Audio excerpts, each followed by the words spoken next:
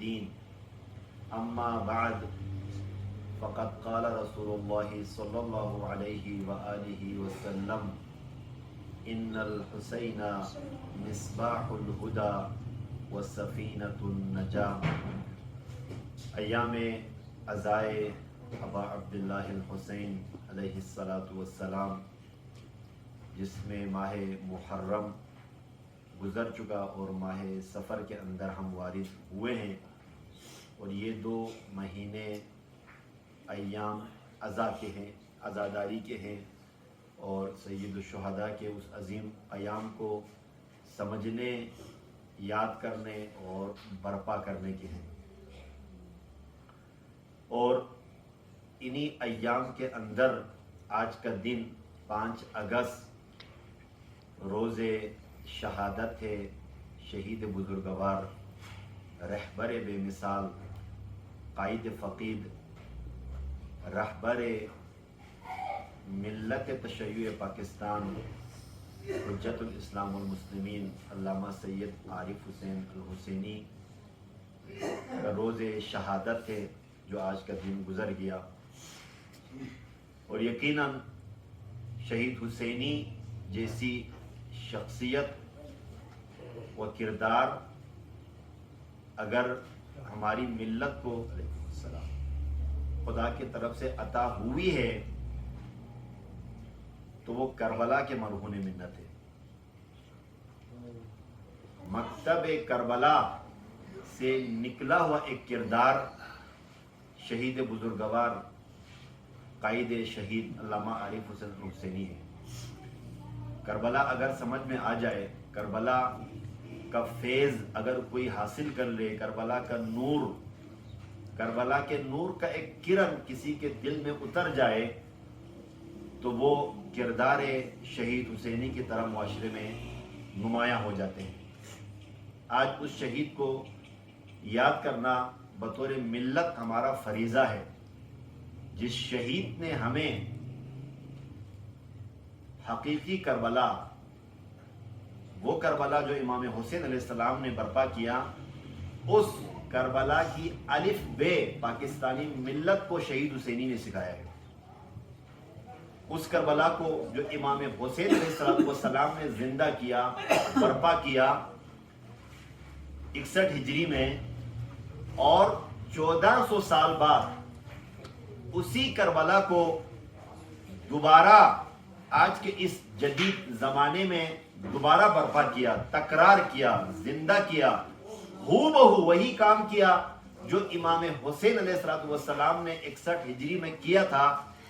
وہ شخصیت خمینی بت شکن، کربلا شناس، امام حسین کی راہ پر چل کر جنہوں نے فقط امام سے عقیدت و محبت کا اظہار نہیں کیا، امام کربلا کے اوپر فقط تقریریں نہیں کی، کربلا کے فقط مصائب بیان نہیں کیے، بلکہ کربلا کو آج کے زمانے میں زندہ کیا، زندہ کر کے دکھایا اور بتایا کہ کربلا فقط ماضی کا ایک قصہ نہیں ہے کہ جو بعد میں آنے والی نسلیں فقط یاد کر کے اس پر آنسو بہاتے رہے، بلکہ کربلا ایک قابل تکرار راستہ ہے جو ہر نسل، ہر قوم اپنے زمانے کے اندر تکرار کر سکتی ہے.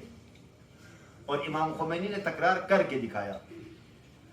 اور اسی امام خمینی نے جب اس کربلا کو زندہ کیا، تکرار کیا، کربلا کو فقط امام بارگاہ کے اندر کی قید سے نکال کر، خطیب و ذاکر کی تقریروں سے نکال کر، لائبریریوں میں بڑے کتابوں کے اندر موجود کربلا کے مضامین کو نکال کر زمین پر معاشرے کے اندر کربلا کو برپا کیا، تو اس زندہ مکتب سے ایک کردار، ایک کرن، ایک نور پاکستانی ملت کو بھی عطا ہوا.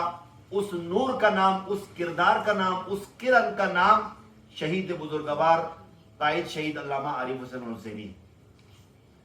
مکتب کربلا سے یہ کردار نکلا ہے، لیکن البتہ یہ تفصیلی موضوع ہے کہ اس کردار سے، اس عطا سے، اس خدا کے عظیم ہدیہ سے ہماری ملت نے کتنا فائدہ اٹھایا، کتنی قدر کی، اس نعمت سے کیا حاصل کیا، یہ الگ موضوع ہے اور دردناک موضوع ہے۔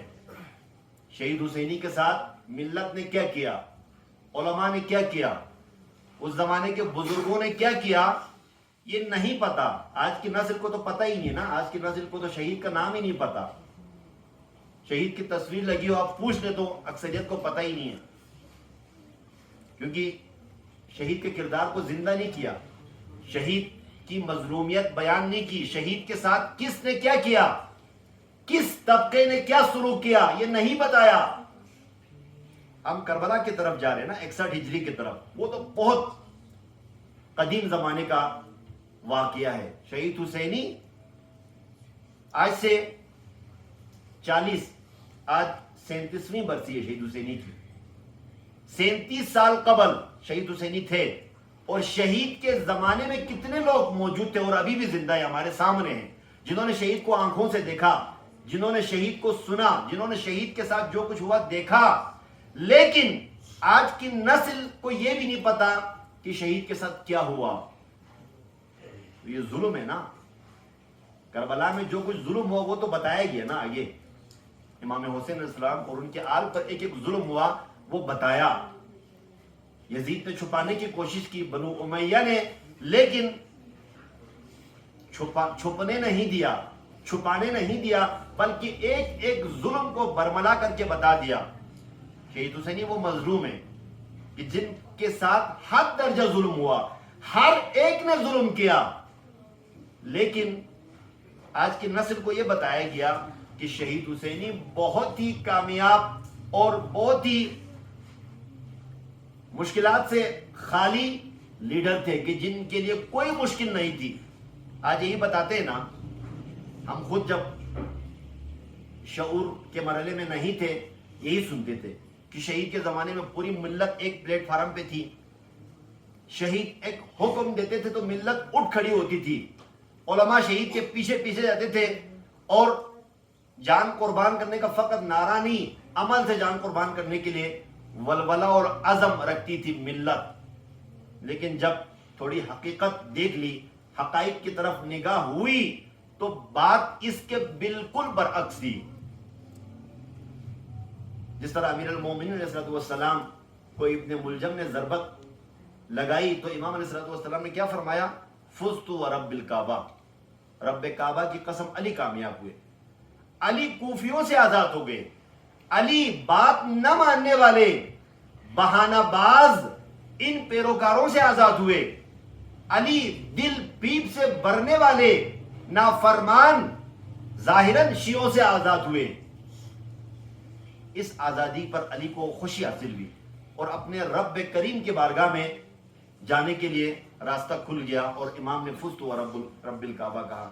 شہید حسینی کی زبان سے بھی اگر کوئی سن لیتا، شہید کی آخری وقت میں بھی اگر کوئی ہوتا، شہید نے بھی ایسی کوئی بات کی ہوگی،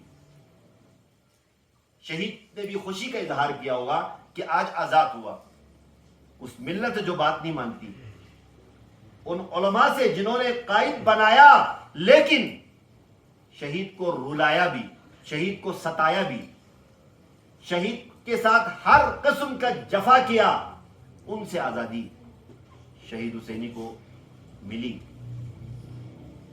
شہید حسینی کے ساتھ جو کچھ کیا ملت نے، ملت سے مراد بیچارہ عوام تو کچھ بھی نہیں کر سکتی نا، عوام تو آج بھی قصوروار نہیں ہے، اس حد تک تو قصوروار ہے، اپنے قائد اپنے رہبر کا پتہ نہیں ہوتا، کون قائد ہے، کون رہبر ہے اور کون رہزن ہے۔ ہر ملت اور ہر قوم کے لیے یہ دونوں نمونے سامنے آتے ہیں۔ ایک اس ملت کے لیے رہبر ہوتا ہے جو اسے خطرات، مشکلات اور گہری کھائیوں سے بچا کر منزل کی طرف لے کے جاتا ہے، اسے کہتے ہیں رہبر۔ اور اللہ نے ہر قوم کو ہر زمانے میں ایک رہبر دیا ہے۔ قرآن فرما رہے یہ وَلِكُلِّ أُمَّةٍ ہاد، ہم نے ہر امت کو، ہر قوم کو ایک ہادی دیا ہے۔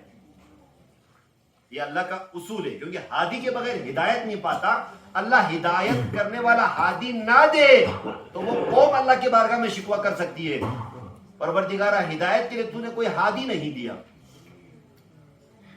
اس اعتبار سے تو قوم ہے قصوروار کہ اپنے ہادی کو نہیں پہچان پاتی، رہبر کو چھوڑ کر رہزن کے پیچھے جاتی ہے جو انہیں گہری کھائیوں میں دھکیل دیتی ہے، جو اس قوم کے توانائیوں سے اپنا مفاد حاصل کرتا ہے.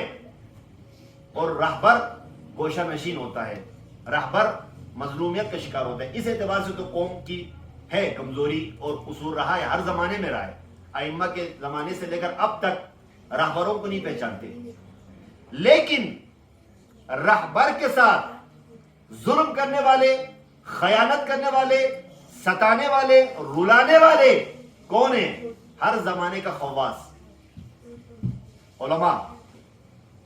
امام حسین علیہ السلام کی تحریک میں ابھی آپ دیکھ لیں، آپ نے سنا ہوگا نا علماء کرام سے جو سلسلہ الحمدللہ آپ مومنین نے جاری رکھا، اور ہمارے روٹین سے ہٹ کر، ہماری رائج عزاداری کے طریقہ کار سے ہٹ کر 10 کے بعد روٹین میں یہی ہوتا ہے کہ 10 محرم کے بعد عزاداری کا سلسلہ رک جاتا ہے، اس کے بعد ہم عزاداری کو ضروری نہیں سمجھتے. لیکن آپ نے الحمدللہ مثلا یہاں پہ 10 کے بعد ہی شروع کیے، جو اصل اصول ہے.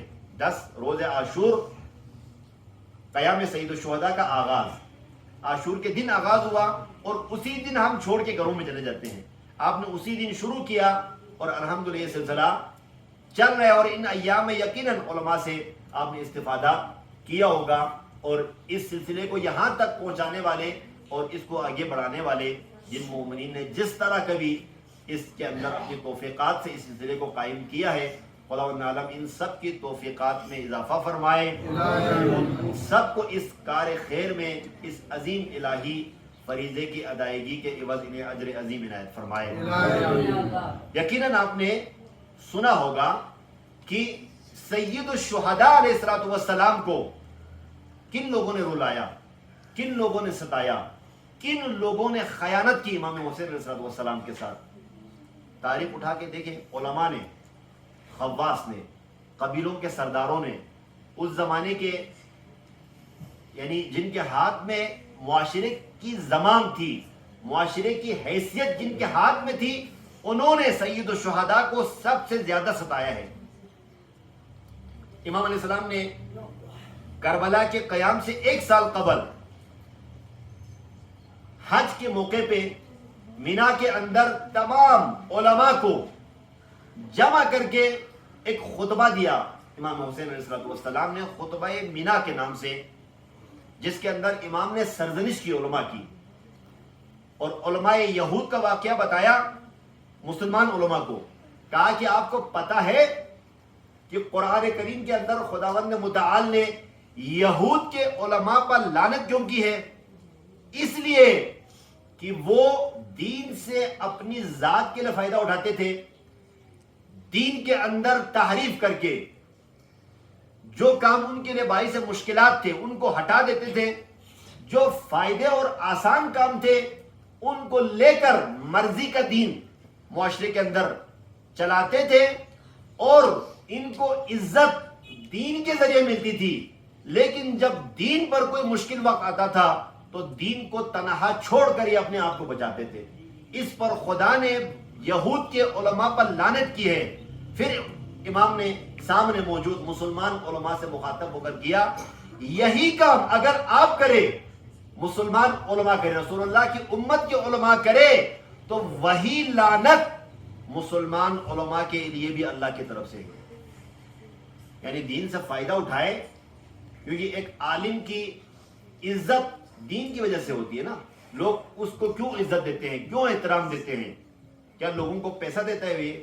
کیا لوگوں کے گھروں میں راشن پہنچاتا ہے؟ کیا ہر گھر بندے کا چولہا اس عالم کے ذریعے چل رہا ہے؟ نہیں چل رہا. کیوں احترام؟ دین کا احترام ہے، لوگوں کے دل میں دین کا احترام ہے. اور یہ فرد دین پہنچانے والا دینی عالم ہے، دینی شخصیت ہے، اس لیے لوگ اس کا بھی احترام کرتے ہیں. اس کا لباس دین کا اور اس کا منصب دین کا، اور اس نے جو راستہ اختیار کیا وہ دین کا ہے، اس لیے دین کی وجہ سے اس کا بھی احترام کرتا ہے. یعنی دین سے اپنی شخصیت بنائے اور دین کے ذریعے لوگوں سے اپنا احترام کروائے، لیکن دین کے لیے کچھ نہ کرے. دین کے لیے جب مشکل وقت آئے، دین جب پائمال ہو، دین کی جب حرمت شکنی ہو، اس وقت یہ جس نے سب کچھ دین کے ذریعے بنایا دین کے لیے کچھ نہ کرے. امام نے فرمایا اللہ کی لعنت ان سب علماء کے لیے، وہ یہود کے ہو یا مسلمان ہو، جو بھی ہو، جو بھی یہ کردار ادا کرے ان کے لیے لعنت ہے. امام علیہ الصلوۃ والسلام کے لیے زیادہ مشکل حالات کوفہ کے اندر حضرت مسلم ابن عقیل علیہ السلام نے جب قیام کیا، کس نے خیانت کی، کس نے دھوکہ دیا؟ ایک کردار، ویسے تو بہت سارے کردار ہیں، ہر کردار کو بے نقاب کرنا چاہیے، اور ان میں سے بہت سارے کردار جو خائن تھے، جنہوں نے حضرت مسلم کے ساتھ دھوکہ کیا، جنہوں نے امام حسین کے ساتھ دھوکہ کیا، لیکن ہمیں ان کو مقدس بنا کے پیش کیا ہوا ہے، ہم ان کو مقدس سمجھتے ہیں. ان میں سے ایک کردار کون تھا؟ سلیمان ابن سرد خزائی. سب سے پہلے امام حسین کی تحریک پہ کاری ضرب لگانے والا، حضرت مسلم اپنے عقیل کو تنہا کرنے میں سب سے پہلا قدم کس نے اٹھایا؟ سلیمان ابن سرد. عوام میں سے نہیں تھا، خواص تھا، اور کوفے کے ایک قبیلے کا بہت بڑا سردار تھا. یہ اس نے بیعت چکنی کی، حضرت مسلم سے بیعت توڑ کر الگ ہوئے. اس کو دیکھ کر 12,000 افراد نے بیعت چکنی کی. 12,000 افراد نے حضرت مسلم کو اس کی وجہ سے تنہا چھوڑا. اس طرح آپ دیکھیں عبداللہ ابن زبیر، اس زمانے کی ایک بڑی شخصیت، عبداللہ ابن عمر، عبداللہ ابن عباس، عبداللہ ابن جعفر، محمد ابن حنفیہ، خود امام علیہ السلام کا بھائی تھا یہ. اور تاریخ آپ ٹٹولے، کتنے کردار ہیں. اگر یہ کردار ساتھ دیتے، کیونکہ ان میں سے ہر ایک معاشرے کے اندر حیثیت رکھتے تھے. مثلا ابھی یہ ایک محلہ ہے، اس محلے میں جب کوئی فیصلہ کرنا ہوتا ہے تو عام لوگ کس کی طرف دیکھتے ہیں؟ جس کی حیثیت ہوتی ہے، جس کی بات لوگ سنتے ہیں. اسی لیے جو ہمارے سیاسی لیڈران ووٹ کے لیے آتے ہیں تو ہر گھر میں نہیں جاتے. کس کے پاس جاتے ہیں؟ محلے میں اس کے پاس جس کی بات لوگ سنتے ہیں. اگر عالم کی بات سنتے تو عالم کے پاس، اگر غیر عالم میں کوئی بندہ ہو جس کی بات لوگ سنتے تو اس کے پاس. اور وہ پھر سارا ووٹ جمع کر کے اس کے ہاتھ میں دے دیتا ہے. شہید حسینی کے ساتھ بھی ایسا ہی ظلم ہوا. یہ بتانا چاہیے ہماری نئی نسل کو، پتہ چلے کہ ہمارے قائد بھی تھے، اس قائد کا کردار کیا تھا، اور اس قائد کے ساتھ کس نے کیا ظلم کیا. شہید حسینی کا کردار اور ان کے ساتھ ہونے والا جفا اور ظلم جب تک نئی نسل کو نہ بتایا جائے،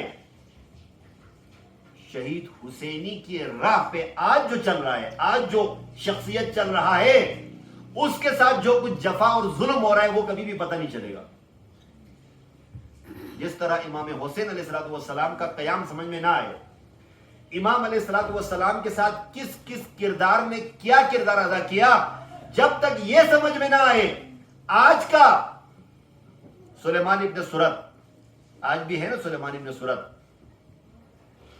کیونکہ ہر قسم کا کردار زمانے میں تکرار ہوتا ہے معاشرے کے اندر. سلیمان ابن سرد بھی آج ہے، عبداللہ ابن زبیر کا کردار بھی آج ہے، عبداللہ ابن عباس بھی ہے، عبداللہ ابن عمر بھی ہے، اور دیگر جو لیڈر تھے اس زمانے کے، یہ سارے کردار آج معاشرے کے اندر موجود ہے، لیکن ہمیں پتہ چل رہے ہیں. آج میں آپ سے پوچھ لوں، آپ بتا سکتے ہیں آج کا عبداللہ ابن زبیر کون ہے؟ آج کا سلیمان ابن سرد کون ہے؟ جو وقت کے رہبر کو چھوڑ کر اپنی پارٹی کا پرچم اٹھا کر خود اپنی سیاست کرتا ہے. آج کا عبداللہ ابن عباس کون ہے جو مشورے بہت خوبصورت دیتا ہے لیکن امام حسین کے قیام میں ساتھ نہیں دیتا؟ آج کا عبداللہ ابن عمر کون ہے جو مسجد میں سجدے کر کر کے اس کی نماز اور سجدے ختم نہیں ہوتے لیکن دین کے قیام میں کوئی حصہ نہیں ڈالتا؟ رہبر وقت اور امام وقت کا ساتھ نہیں دیتا، وہ مقدس نما، وہ جو سجدہ کر کر کے جس کے ماتھے کے اوپر نشان پڑا ہے لیکن جس کو وقت کے رہبر کی مشکلات کا پتہ ہی نہ ہو، یہ لوگوں کے رول ماڈل بنا ہوتے ہیں معاشرے میں، اور رہبر کے ساتھ چلنے میں بڑی رکاوٹ یہی لوگ ہیں، مقدس مآب لوگ، سیاست باز لوگ، دین کے ذریعے اپنے مفادات چمکانے والے لوگ، اور این وقت پہ نعرہ لگاتے ہوئے جھنڈا لہراتے رہے، این وقت پہ ساتھ چھوڑ کر مشکل میں ڈالنے والے، یہ سارے کردار آج ہمیں پتہ نہیں چلتا نا۔ آج کیوں ہماری ملت کی زبان پہ یہ بات چڑھا دی گئی ہے کہ علماء سارے ٹھیک ہے؟ بتاتے نہیں بتاتے؟ آپ بھی یہ بتاتے ہوں گے نا، یا آپ نے سنا ہوگا علماء سارے ٹھیک ہیں، تو ہر زمانے کے علماء کو مانو نا۔ رسول اللہ کے بعد جنہوں نے حکومت کی وہ بھی تو علماء تھے اس زمانے میں، صحابہ، جس طرح ہمارے اہل سنت برادران کہتے ہیں نا کہ صحابہ سارے ٹھیک ہیں، سب رضی اللہ ہے، صحابہ کو کچھ نہیں کہنا چاہیے۔ وہ صحابہ کے بارے میں کہتے ہیں، ہم آج کے علماء کے بارے میں کہتے ہیں اگر کسی نے بھی سر پہ امامہ باندھ لیا اس پہ اعتراض نہیں کرنا چاہیے۔ کس نے سکھایا ہے؟ بنو امیہ کا دین ہے یہ۔ سر پہ امامہ باندھنے سے عالم نہیں ہوتا، اس کا کردار، وہ دین کی خدمت کر رہا ہے یا دین کے ذریعے اپنی خدمت کروا رہا ہے۔ اگر وہ لباس دین پہن کر معاشرے کے لوگوں کی ہمدردی، ان کی کمزوری سے فائدہ اٹھا کر اپنی خدمت کروا رہا ہے، وہ عالم نہیں ہے، یہ دین بیچنے والا ہے، دین فروش ہے۔ اس سے تو بچنا چاہیے، نہ اس کا احترام کرنا چاہیے، اس کو تو رسوا کرنا چاہیے، نہ اس کا احترام کرنا چاہیے۔ جیسے امام خمینی نے فرمایا کہ درباری علماء جو درباروں میں تعلقات رکھتے ہیں، حکمرانوں کے ساتھ اقتدار کی کرسی پہ پہنچنے کے لیے ہر قسم کا حربہ اپناتے ہیں، ان کے لیے امام خمینی نے فرمایا کہ طاغوت و بدتر از طاغوت، درباری علماء کہا کہ طاغوت بدتر ہے، طاغوت تو بہت برا ہے، لیکن جو درباروں میں بیٹھ کر طاغوت کو حکومت کا جواز فراہم کرتا ہے، لوگوں کے دلوں میں بھی باطل نظام کی ہمدردی پیدا کرتا ہے، امام خمینی فرماتے ہیں طاغوت سے بھی بدتر ہے یہ۔ بنو عباس کے درباروں میں جب بیٹھتے تھے اس زمانے کے علماء، ہمیں بہت برا لگتا ہے۔ بنو امیہ کے درباروں میں پلنے والے علماء آج ہمیں بہت برا لگتا ہے۔ آج کے درباری، آج کے سیاسی پارٹیوں کے ساتھ کندھے سے کندھے ملا کے چلنے والے کیوں برا نہیں لگتے ہمیں؟ آج کا بنو امیہ، آج کا بنو عباس، یہی سیاسی پارٹیاں ہیں، یہ ہمیں بڑے مقدس نظر آتے ہیں، یہ ہمیں بڑا ہمدرد نظر آتے ہیں۔ کیوں؟ اس لیے کہ کربلا کے قیام سے مربوط کردار اگر ہم سمجھ جاتے تو آج اس دھوکے میں نہ آتے۔ آج شہید حسینی کے ساتھ، اس عظیم قائد کے ساتھ کیا کیا ہمیں پتہ چلتا، لیکن پتہ نہیں ہے۔ یہ پتہ بتانا بھی سب کا فریضہ ہے۔ مومنین کرام، جوانان عزیز، اور ہماری نسل کو پتہ ہونا چاہیے، ہماری جوان نسل، ہر چیز پتہ ہے آپ کو، لیکن اپنے رہبر کے بارے میں کتنا پتہ ہے؟ وہ رہبر جس نے آپ کی خاطر جان دی ہے، اس ملت کو صراط مستقیم پہ لانے کے لیے اپنا خون بہایا ہے، اس ملت کو راہ امام خمینی کے الف بے پڑھانے کے لیے خون بہایا ہے، اس ملت کو طواغیت کے چنگل سے آزاد کر کے، مکار سیاستدانوں کی راہوں سے آزاد کر کے، طاغوت پسند علماء کی راہوں سے آزاد کر کے راہ امام حسین پر لانے کے لیے اپنا خون بہایا ہے۔ اس قائد کے بارے میں پتہ نہیں ہونا چاہیے آپ کو؟ آپ کو عمران خان کا پتہ ہے، ایک اوباش انسان جس کو نہ دین کا پتہ، جس نے اپنی ساری عمر مغرب کے اندر عیاشی میں گزاری، آج آپ کے آئی ڈی اور آپ کے فیس بک اور ہر چیز پر وال پر اس کی تصویر لگی ہوئی ہے۔ اور آپ کا قائد جس نے آپ کی ملت کے لیے، دین کے لیے، امام حسین کے راہ کو اس سرزمین پر زندہ کرنے کے لیے جان دی، اپنا خون بہایا، اس قائد کے بارے میں کتنا جانتے ہو؟ اس قائد کا آج دن تھا، بلتستان کی سرزمین پر کہاں یہ دن منایا گیا؟ کس کو پتا تھا آج شہید حسینی کی شہادت کا دن ہے؟ تو یہ ظلم ہے نا۔ ایک تو ظلم شہید حسینی کو زندگی میں، شہید کے واقعات اگر آپ پڑھ لیں، کتابیں ہیں شہید کی کچھ ویڈیوز بھی ہیں جن میں آپ شہید کی زبان سے سن سکتے ہیں۔ ایک دو واقعات جو انہی کتابوں میں لکھا ہوا ہے کہ شہید حسینی اتنی مظلومیت میں تھے، وہ جس کے بارے میں بتاتے ہیں نا کہ ملت جان قربان کرنے کے لیے شہید کے پیچھے تیار تھی، شہید ایک اشارہ کرتے تو ملت امٹ کے باہر آتی تھی۔ وہ قائد کس طرح زندگی بسر کرتے تھے معلوم ہے۔ شہید دورے کرتے تھے، مثلا ایک شہر سے دوسرے شہر میں دورہ کرتے تھے، راستے میں گاڑی کا پٹرول ختم ہو جاتا تھا اور اس گاڑی میں پٹرول ڈالنے کے لیے عظیم ملت کے عظیم رہبر کے جیب میں پیسے نہیں ہوتے تھے، اور اس شہید کے بارے میں ہمیں بتایا گیا ہے کہ قوم جان قربان کرنے کے لیے تیار تھی۔ وہ نعروں پہ، جس طرح نعرے ہم بھی لگاتے ہیں نا، یادگار پہ جمع ہوتے ہیں تو کوئی بھی ایک اٹھ کے نعرہ لگاتا ہے تو ہم بھی، چونکہ پتہ نہیں ہوتا نا کہ آگے سے کون سا نعرہ لگائیں، تو سب مل کے بولتے ہیں جان بھی قربان ہے۔ نعرے کی حد تک بولنے میں تو کسی کو کوئی مشکل پیش نہیں آتی، ورنہ جان قربان کرنا آخری مرحلہ ہے، اس سے پہلے بہت کچھ اور قربان کرنا پڑتا ہے۔ شہید حسینی رضوان اللہ تعالی علیہ کے ساتھ کیا ظلم ہوا؟ پٹرول ختم ہونا، یہ تو چلو اتنا بڑا ظلم ہم شمار نہ کر لیں۔ شہید کو اتنا ستایا علماء نے، عوام کی میں بات نہیں کر رہا ہوں، اتنا ستایا انہوں نے جنہوں نے شہید کو قائد بنایا۔ شہید حسینی قائد بننے کے لیے تیار نہیں تھے، آپ تاریخ اٹھا کے دیکھ لیں۔ شہید کو جب قائد بنایا گیا، کیونکہ دو اور شخصیات سب کی نظر میں تھے قائد، ان دونوں نے انکار کیا۔ ایک علامہ صفدر نجفی رحمت اللہ علیہ، جامعۃ المنتظر کے پرنسپل بھی رہ چکے ہیں، ان کا نام تھا، انہوں نے انکار کیا کہ میں مدارس چلاؤں گا، مدارس کی ذمہ داری میں قائد نہیں بن سکتا۔ ایک اور نام تھے، ان دونوں کے انکار کے بعد شہید کو آگے کیا گیا۔ کیوں آگے کیا؟ اس لیے شہید حسینی ایک تو پشتو زبان تھے، پٹھان تھے، پارا چنار کے، اور نجف سے واپس تشریف لا کر پارا چنار کے اندر اپنی ذمہ داریاں ادا کر رہے تھے۔ اسٹیئرنگ ہاتھ پہ رکھنے والوں نے اس لیے بنایا کہ ان کو نہ اردو آتی ہے، ایک تو پشتو ہے، تو پٹھانوں کے بارے میں ہمارے ذہن میں ایک غلط تصور ہے نا کہ ان کو خود سمجھ نہیں ہے تو ہم ان کو آسانی سے چلا سکتے ہیں، تو ان کو قائد بناؤ، قائد ان کو بنائیں گے، کام ہمارا چلے گا، ہمارے کہنے پہ یہ کریں گے جو ہم کہیں گے۔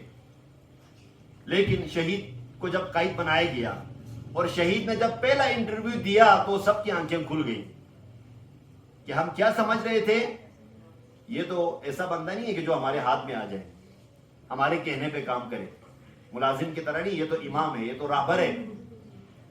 اور جب ان کے ہاتھ میں نہیں آیا، جو انہوں نے سوچا تھا ایسا نہیں ہوا، انہوں نے ستانا شروع کیا۔ انہوں نے شہید کے بارے میں پروپیگنڈے، آج نہیں کرتے شخصیات کے بارے میں پروپیگنڈے، شیعہ نہیں ہے، دیوبند ہے، عزاداری کے خلاف ہے، ہاں جی، شیعہ عقائد کے بارے میں غلط تصورات ہے۔ شہید حسینی کے بارے میں اس سے زیادہ پروپیگنڈا ہوا، زہریلا۔ شہید سے پوچھا گیا آخری سالوں میں کہ 4 سال میں آپ نے کیا کیا؟ توجہ کریں جوانان عزیز، اس شہید کے بارے میں بتا رہا ہوں جس کے بارے میں آپ کو نہیں بتایا جاتا، آپ کو پتہ ہی نہیں ہے۔ شہید سے پوچھا گیا کہ آپ نے کیا خدمت کی، کیا کیا، تو شہید نے ایک ایسا جملہ بیان فرمایا جو شہید کی 4 سالہ قیادت کے دور کا خلاصہ تھا۔ شہید نے فرمایا کہ ان 4 سالوں میں نے کوشش کی ہے کہ اپنی ملت کو یہ سمجھاؤں کہ میں بھی شیعہ ہوں۔ مجھے شیعہ نہیں سمجھتے یہ لوگ۔ شہید جب کراچی کے دورے پہ گئے، آپ پوچھ لیں، یہ کسی سے پوچھ لیں آپ، شہید ایک مسجد میں گئے، وہ مسجد ابھی بھی ہے، مسجد رضویہ سوسائٹی، اولڈ رضویہ کے اندر ایک بڑی مسجد ہے، شہید نماز پڑھنے جا رہے تھے، وضو کرنے، اور کوئی نہیں کرنا تھا مسجد میں، نماز پڑھنے گئے، شہید کو اندر نہیں بھیجا، تالا لگایا مسجد میں کہ مسجد کے اندر نہیں آ سکتے، راہبر تھے، قائد تھے، اور شہید کے ساتھ جب ظلم ہوا، اتنا تنگ کیا، شہید کے بارے میں پروپیگنڈے کیے، شہید کی بات نہیں مانتے تھے، افواہ پھیلاتے تھے، شہید نے تنگ آ کر انہی علماء، بزرگ علماء کے سامنے شہید نے کہا کہ یہ لو قیادت جو تم لوگوں نے مجھے دی ہے واپس کرو، جس کو چاہے قائد بناؤ، تم جانے، تمہاری قیادت جانے، میں واپس جاتا ہوں وہی کام کرنے جو قیادت سے پہلے میں کر رہا تھا۔ اس وقت ایک بہت بزرگ عالم نے، مجھے نام ابھی یاد نہیں ہے، انہوں نے امامہ اتارا، اپنا امامہ اتار کر شہید کے قدموں میں رکھا، شہید حسینی کے، شہید عارف حسین حسینی کے، اور انہوں نے التماس کیا، التجا کیا، خدا کے لیے یہ کام اپنا کریں، اور پھر شہید نہ چاہتے ہوئے دوبارہ شہید نے واپس لے لیا۔ یہ ظلم ہوئے، ضیاء الحق ملعون نے جو ظلم کیا وہ بعد کے بعد ہے، شہید کو جو گولی مار کر شہید کیا وہ ظلم بعد کے بعد ہے، وہ جو اپنوں نے ظلم کیا، وہ جو ارد گرد میں بیٹھتے تھے پھر شہید کے خلاف سازشیں کرتے تھے، وہ کون بتائے گا آپ کو؟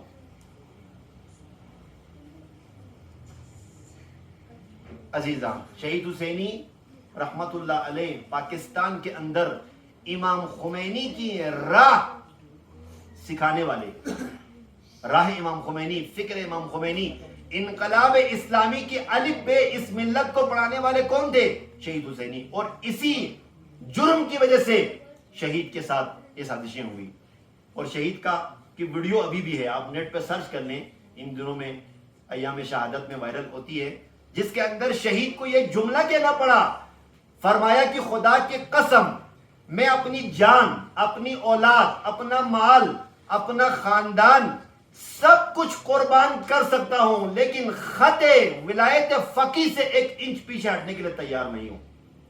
کیوں کہنا پڑا؟ بس شہید پر دباؤ تھا نا، خط ولایت فقیہ سے پیچھے ہٹنے کے لیے دباؤ تھا نا، اور شہید کو یہ کہنا پڑا، سب کے سامنے برملا کہنا پڑا، یہ جرم تھا۔ شہید حسینی کا جرم یہ تھا، خط ولایت فقیہ کی بات کرتے تھے، امام خمینی کے راستے کی بات کر رہے تھے، امام خمینی کا راستہ یعنی کربلا کا راستہ، کربلا کے راستے کو زندہ کرنے کی بات کر رہے تھے،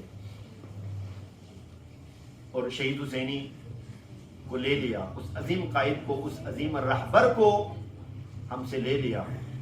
عزاداروں، آج چونکہ یوم شہادت تھا تو اس لیے میں نے تبرکاً کچھ آپ کی خدمت میں عرض کیا۔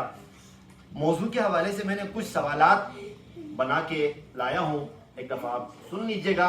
ہماری مجالس بہت 90% یا 99% مجالس بہت بابرکت ہے، بہت قابل استفادہ ہے، بہت خوبصورت ہے، بہت باادب ہے، لیکن ایک کمی ہماری مجالس، رائج مجالس کے اندر ہوتی ہے، اس میں فقط یک طرفہ گفتگو ہوتی ہے، خطیب گفتگو کرتا ہے، عالم گفتگو کرتا ہے، مجلس میں شرکت کرنے والے مومنین جوانان اپنی بات نہیں کر سکتے، جس طرح سکولوں میں کرتے ہیں نا، ٹیچر بھی بولتا ہے اور شاگرد بھی بول سکتا ہے، کوئی چیز سمجھ میں نہ آئے تو وہ سوال کر سکتا ہے اور مزید سمجھنے کے لیے وہ پوچھ سکتا ہے، لیکن مجالس کے اندر ہم نے یہ سلسلہ نہیں رکھا، جس کا نقصان ہے۔ اب میں 1 گھنٹہ گفتگو کروں، آپ کو بات سمجھ میں آئی یا نہیں آئی، آپ کو بات پسند آئی یا نہ آئی، یا وہ جو بات میں نے کی ہے آپ اس کو تھوڑا مزید سمجھنا چاہتے ہیں، مجھے نہیں پتا نا، پتہ تب چلے گا جب آپ بھی بولے، جب آپ بھی سوال کریں، بے شک مجلس کے دوران نہ ہو، مجلس کے بعد ہو۔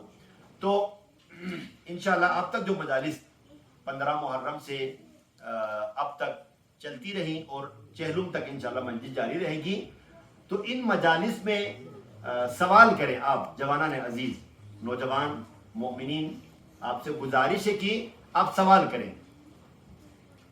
سوال کرنے کے لیے پہلے لازمی ہے گفتگو کو سنیں، اور دوران گفتگو سنتے سنتے آپ کے ذہن میں سوال آتا ہے نا، میں نے مثلا ایک جملہ میں نے بولا شہید حسینی کے بارے میں، میں نے بہت سارے جملے بولے، ایک جملہ آپ کو سمجھ میں نہیں آیا، ہاں جی، تو وہ آپ کا سوال ہے. جو سمجھ میں نہیں آیا اسے تبرک سمجھ کے گھر میں لے کے نہیں جانا. جو سمجھ میں نہیں آیا وہاں سوال کرنا چاہیے, ٹھیک ہے, ورنہ آپ کے ذہن کے اندر یہ سوال رہے گا اور اس سوال کی وجہ سے آپ کے لیے مشکلات پیدا ہوگی. تو اگر دوران مجلس آپ کو سوال ذہن میں آئے تو بہتر ہے اسی وقت نوٹ کریں فوراً, کوئی کاغذ قلم ہو یا موبائل پہ نوٹ کریں, کیونکہ مجلس آپ سوچیں گے کہ مجلس ختم ہوگی تو میں سوال کروں گا, تب تک سوال ذہن سے نکل جائے گا, بھول جائے گا. آپ نوٹ کریں, اپنے پاس نوٹ رکھیں, اور جیسے مجلس ختم ہوگی ہم بیٹھتے ہیں یہاں تبرک کے لیے, اس وقت آپ سوال لکھ کر یا کھڑے ہو کر اپنا سوال کریں, چھوٹا بڑا کوئی بھی مجلس کے حوالے سے, دین کے حوالے سے کوئی بھی سوال آپ کر سکتے ہیں. پہلا سوال آج میں خود کر رہا ہوں, ٹھیک ہے, سوالات میں اٹھا رہا ہوں, جواب آپ ابھی نہ دیں لیکن ان چیزوں پہ سوچیں, ہم سب غور کریں ان سوالات پہ, کیونکہ امام حسین علیہ السلام کی مجلس و عزاداری ہمیں غفلت سے جگانے کے لیے, ہمیں سوچنے پر مجبور کرنے کے لیے, ہمیں غور و فکر کی طرف دعوت دینے کے لیے. جس طرح قرآن فرما رہے نا, افلا یتدبرون القرآن, کیا تم نے قرآن میں کبھی تدبر نہیں کیا؟ قرآن پر خود فرما رہے, کیا کبھی تم قرآن میں غور نہیں کرتے؟ قرآن فرما رہے, ہمیں بار بار غور کرنے کی طرف دعوت دے رہے اس کائنات کے بارے میں. تو عزاداری جو دین کا ایک بنیادی رکن ہے, اس کے بارے میں عزاداری اور دین کے بارے میں غور کریں. کچھ سوالات جو میں آپ کی خدمت میں بیان کروں گا, اور ہم کوشش کریں گے آگے چند مجالس میں انہی سوالات کے جوابات کو ہم اپنا موضوع بنا کر جہاں تک ممکن ہو سکے آپ کی خدمت میں بیان کریں. مل کر ایک دفعہ صلوات پڑھ لیجیے گا.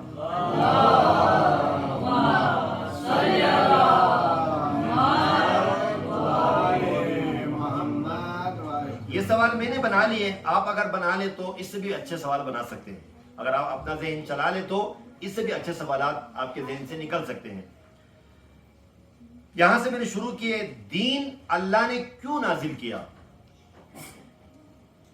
سوال بنتے نہیں بنتے, دین کیوں نازل کیا؟ اگر کوئی سوال بیکار ہو تو آپ بتا دیں, ٹھیک ہے, اس کی صحیح اصلاح کر لیں. دین کیوں نازل کیا اللہ نے؟ ایک سوال, دین کی کیا ضرورت ہے ہمیں, آپ کو, مجھے, سب کو دین کی کیا ضرورت ہے؟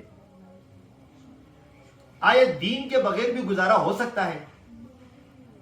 آج ہے نا تھیوری سے اس طرح کی باتیں, سوشل میڈیا اور تعلیمی اداروں میں یہ سوال آپ کے ذہن میں ڈال دیے جاتے ہیں کہ دین کے بغیر زیادہ بہتر زندگی گزار سکتے ہیں, ٹھیک ہے. تو ہم دین سے دور بھاگنے کے لیے نہیں, بلکہ دین کے قریب آنے کے لیے سوال کریں, دین کے بغیر بھی آیا گزارا ہے؟ دین کے بغیر بھی زندگی چل سکتی ہے؟ دین کیسے سیکھے؟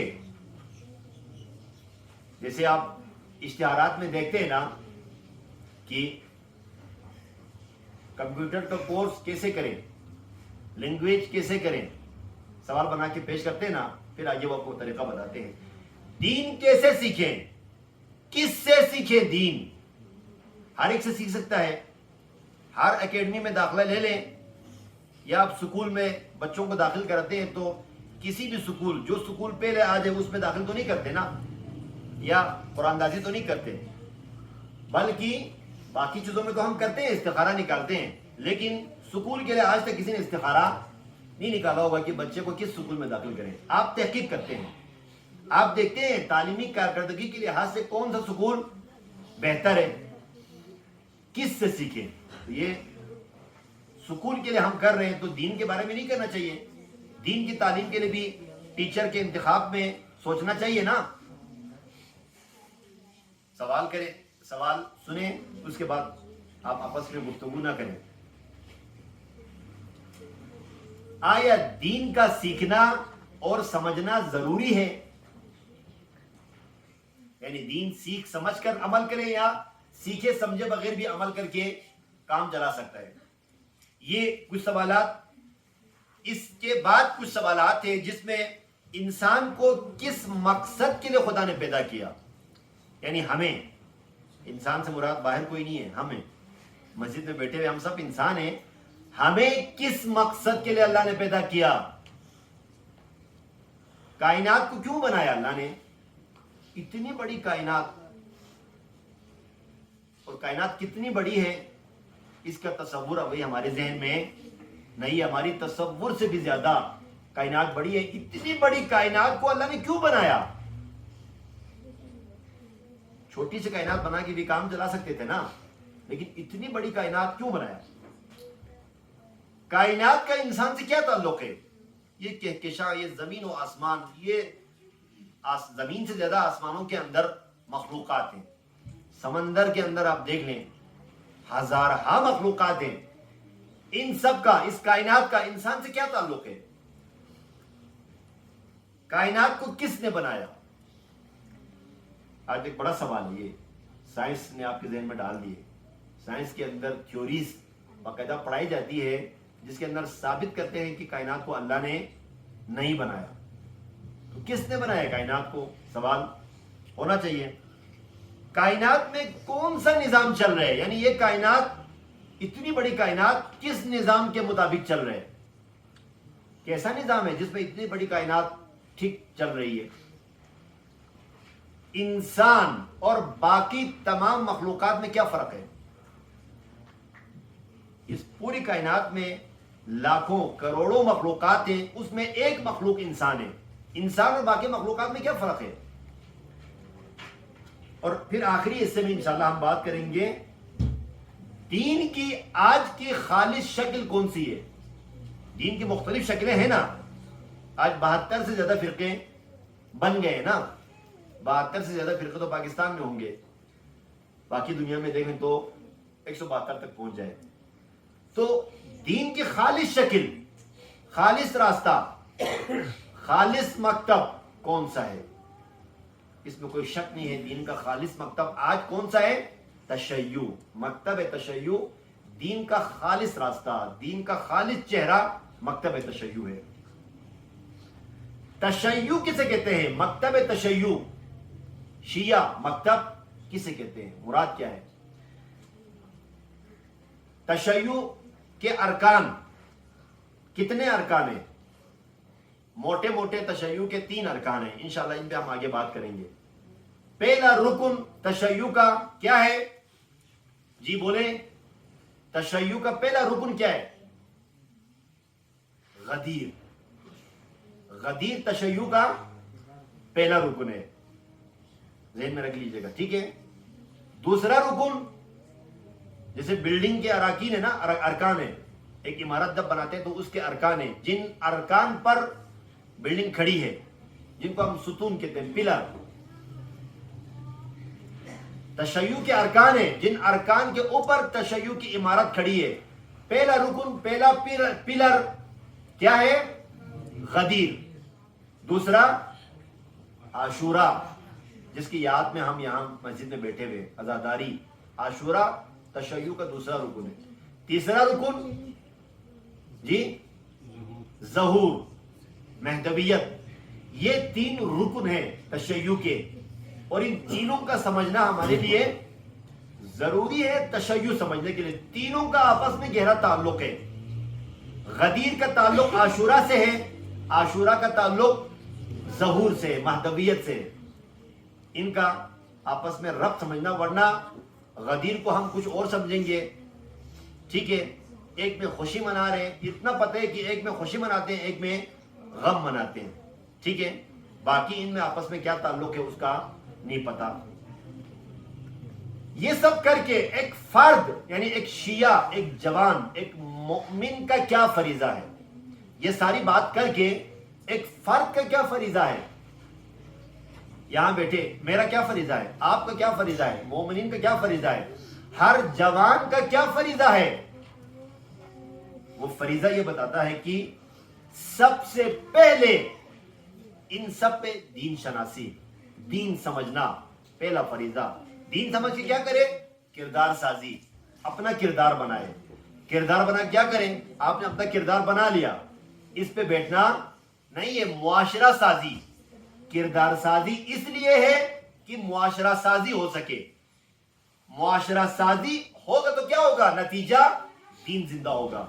دین کو قائم کرنا ہے اور دین کا نظام قائم کرنا ہے, اور اسی دین کے نظام کو, دین کو قائم کرنے کے لیے عاشورہ برپا کیا. آزادارو, आशूरा किस लिए बर्पा हुआ? दीन को जिंदा करने के लिए इमाम हुसैन अलैहिस्सलाम ने क़याम किया, बर्पा किया। आज दीन जिंदा है? आज दीन जिंदा है? अगर है तो फिर यहाँ नतीजा ये आता है कि फिर आशूरा क़याम बर्पा करने की ज़रूरत नहीं, क्योंकि दीन जिंदा है। दीन मोहल्लों में, दफ्तरों में, गली कूचों में, मुआशरे में, घरों में, हर जगह दीन जिंदा है। आशूरा बर्पा करने की ज़रूरत।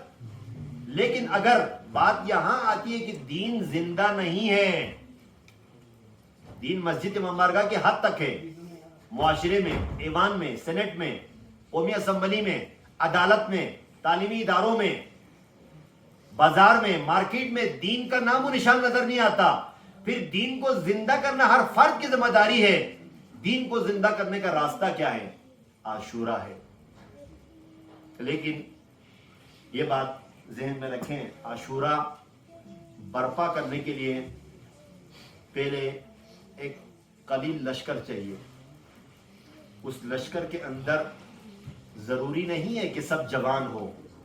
उस लश्कर में जवान भी होंगे, कड़ियल जवान भी होंगे, उबरू जवान भी होंगे, और उस लश्कर के अंदर बूढ़े भी होंगे। उस लश्कर के अंदर जिनको बिस्तर पे होना चाहिए, जिनको घरों में टेक लगा के बैठना चाहिए, वो भी आशूरा उसको भी उठा के मैदान में ले आता है। आशूरा का लश्कर वो है कि जिसमें 6 माह का बच्चा भी खेमे में नहीं बैठता। जब वक्त आता है, निदा आती है हल मिन नासिर की, तो वो 6 माह का बच्चा भी अपना खून बहाने के लिए मक्तल में आता है। आशूरा उस क़याम को कहते हैं जिसको कायम करने के लिए वो लश्कर तैयार होता है कि जिसमें 13 साल का मासूम नौजवान, जिसके अंदर शहादत का शौक उमड़ आता है, जो मौत से मुलाकात के मुतलाशी होता है। आशूरा वो क़याम है कि जिसमें ख़वातीन भी मैदान में उतरती है, जिसमें ख़वातीन घरों में नहीं बैठती,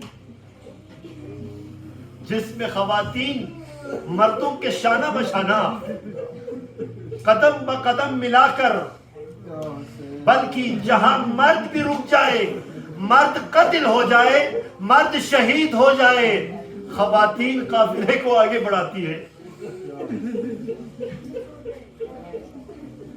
वो रास्ता जो मर्द भी शायद तय न कर सके, करबला, आशूरा ऐसे लश्कर को तैयार करता है कि जिन रास्तों पर मर्द के लिए जाना मुमकिन न हो, ख़वातीन उन रास्तों पर कदम बढ़ाती है। अज़ादारों,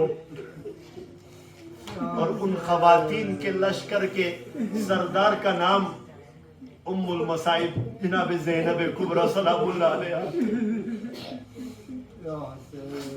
कि जिस बीवी ने वो मसाइब देखे, वो मुसीबतें देखी, वो इम्तिहानात से गुजरे जो सय्यदुश शुहदा इमाम हुसैन के लिए भी नहीं आए थे।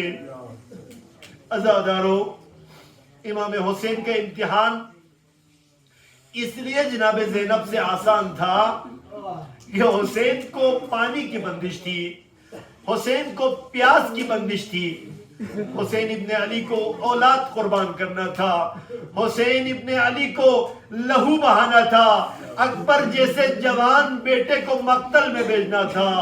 लेकिन ज़ैनब उस इम्तिहान में गिरफ्तार हो गई कि नामहरमों का बाजार है, तमाशाइयों का दरबार है। ज़ैनब अली की बेटी, सर पे निदा नहीं है, लेकिन बाजार से गुजरना है, दरबार से गुजरना है। अज़ादारों, जनाब ज़ैनब कुबरा जब मदीना से इमाम हुसैन निकलने लगे, जनाब ज़ैनब कुबरा ने जब सुना कि इमाम हुसैन मदीना से निकलने वाले हैं, अज़ादारों, वो ज़ैनब जिसने शाम और कूफा के बाजारों और दरबार में हुसैन इब्ने अली के क़याम को आगे बढ़ाया, मकसद को पहुंचाया, जब मदीना से सुना, फौरन उठकर अपने शौहर नामदार جناب عبداللہ ابن جعفر کے پاس آئی، آ کر فرمایا عبداللہ میرا بھیا حسین مدینہ چھوڑ کر جا رہے ہیں، میں بھی بھیا کے ساتھ جانا چاہتی ہوں، لیکن عبداللہ آپ میرے شوہر ہیں اور میرا اختیار آپ کے ہاتھ میں ہے، میں آپ سے اجازت لینے آئی ہوں۔ اور فرمایا عبداللہ اجازت دے تو میں چلی جاؤں گی، اجازت نہ دے تو میں نہیں جاؤں گی، رک جاؤں گی، لیکن عبداللہ ایک بات سن لے، حسین کے بغیر زینب زندہ نہیں رہ پائے گی۔ لیکن میں یہی کہوں گا اے ام المصائب زینب کبریٰ، مدینہ میں تو آپ نے فرمایا تھا حسین کے بغیر زینب زندہ نہیں رہ پائے گی، لیکن عصر عاشور زینب نے وہ منظر دیکھا، بھیا کا سر کربلا کی زمین پر شمر لعین خنجر لہراتا ہوا پشت حسین پر سوار ہو کر گردن کو پشت کی طرف سے خنجر چلاتا ہے۔ زینب بے ہوش نہیں ہوتی، زینب زندہ رہتی ہے، فقط فریاد کرتی ہے، فقط فریاد کرتی ہے، واہ حسینہ، واہ مظلومہ، واہ محمدہ، واہ علیہ، الا لعنت اللہ علی القوم الظالمین، وسیعلم الذین ظلموا ای منقلب ینقلبون۔ پروردگارہ